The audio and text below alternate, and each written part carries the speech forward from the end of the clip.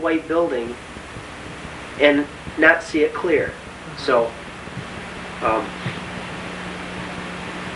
we talked several times, and then that was also one of the times where we were walking up the mountain road, Ken Ring and I, and he asked me the question, meaning spiritually speaking, or on the other side, in other words, after clinical death, or no matter what level you're on, or in heaven, he meant all of that. He said, Tom, on the other side, is there ever such a thing as a mistake?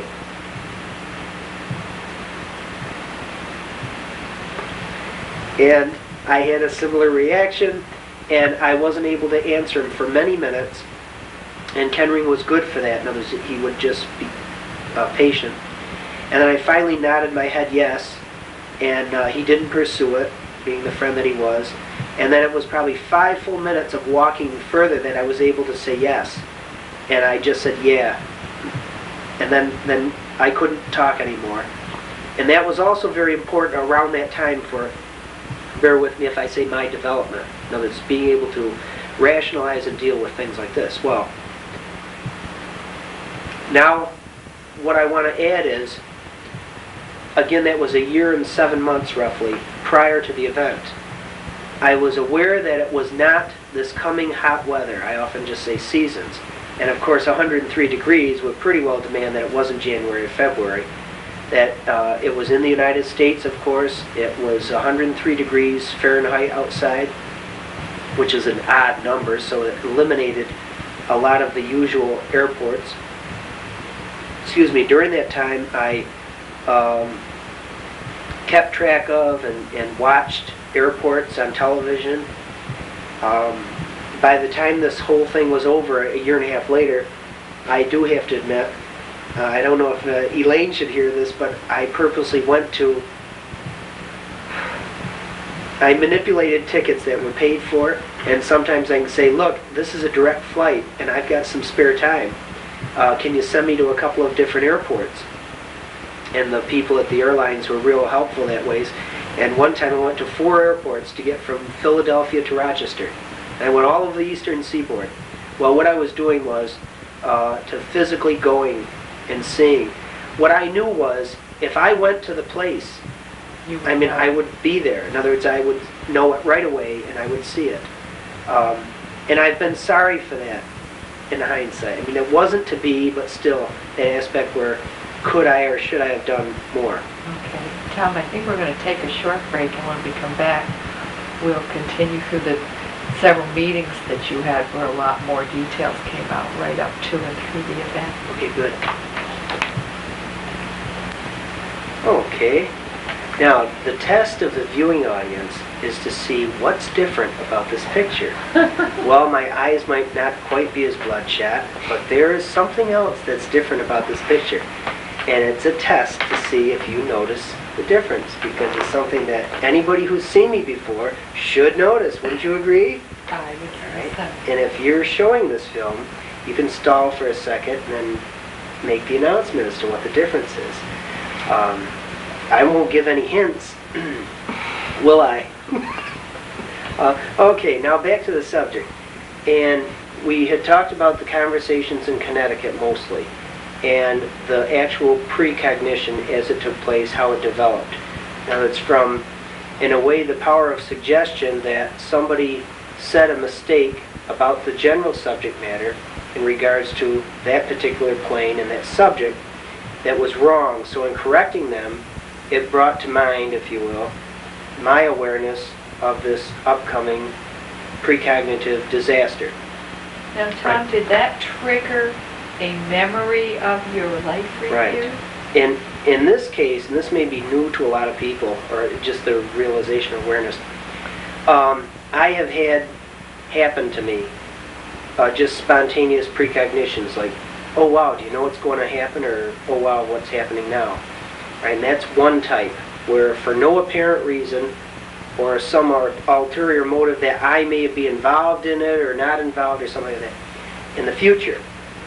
But in this case, they saying a mistake, there will never be another crash in the L10-11, it was not a power of suggestion that I started thinking about L10-11s and then suddenly precognisizing the next plane crash of that type of an airplane. It didn't work like that.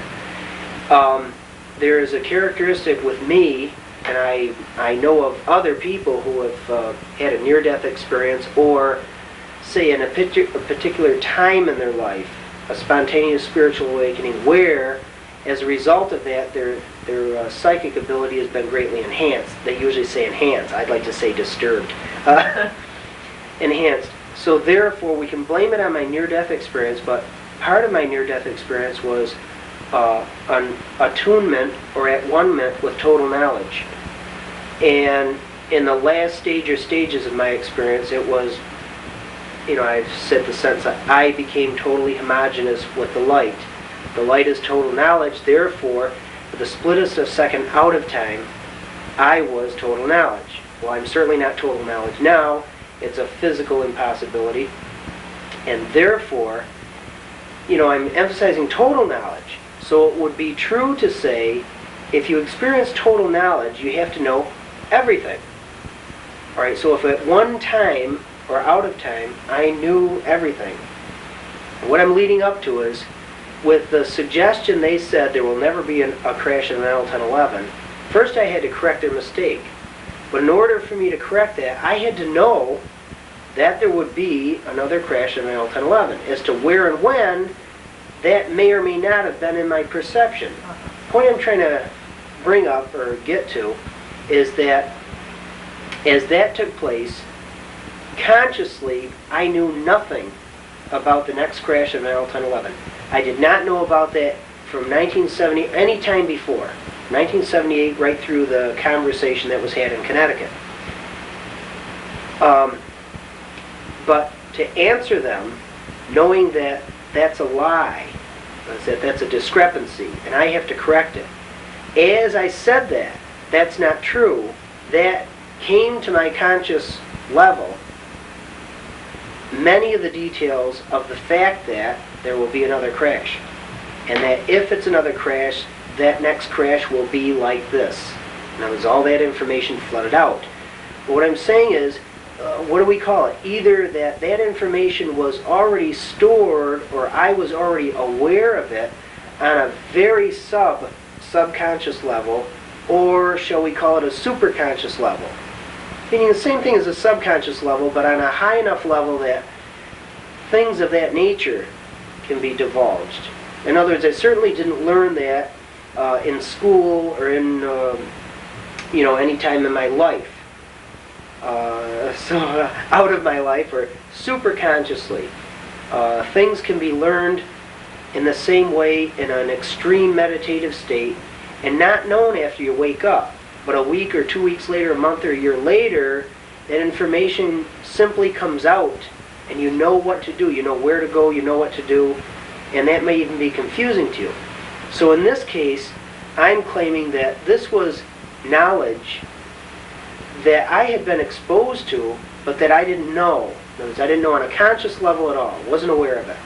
But as opposed to, say, somebody yelling out December 17th, like what happened to me one time, Ken Ring yelled out December 17th, and that date was the catalyst for me suddenly thinking in terms, like mathematically, the next December 17th, this, and this is going to happen. Now that happened, and I knew many things that were going to happen on that date. That was like the power of suggestion. And that could have been triggered spontaneously. Unlike this situation where the information was perceived during my near-death experience as part of the total knowledge, and now because I'm needing it or using it in the general subject matter, that information is surfacing to my conscious level. And in a psychic way, yes, but more in a spiritual way, that the total package was not just a wham, oh my goodness, a precognition of this nature. It was that now I'm certainly start to think of all this information that I have in me. It's also not saying that I've got all information in me. I can't claim that.